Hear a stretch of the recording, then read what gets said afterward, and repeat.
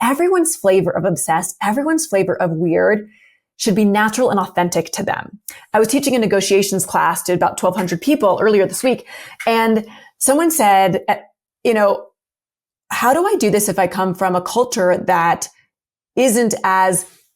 bold as maybe I perceive the American culture to be? And I said, you start small. Maybe you're not going to make the music video. Maybe you're not going to chase a VP out of a town hall and say, hey, could you mentor me?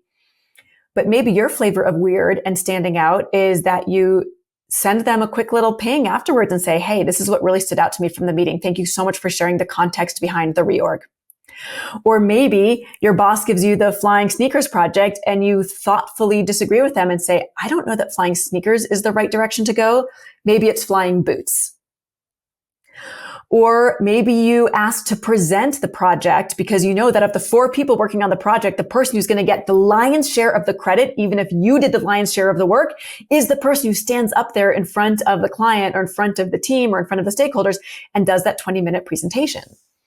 So maybe it's not a music video, and maybe it's not something as big and bold and wildly courageous as some of the examples I'm sharing, but every single person has the ability to do a little bit more that is out of the box or out of the ordinary or out of their comfort zone, whether it's a polite disagreement or a pushback on a project or saying no, like we talked about earlier in the conversation, or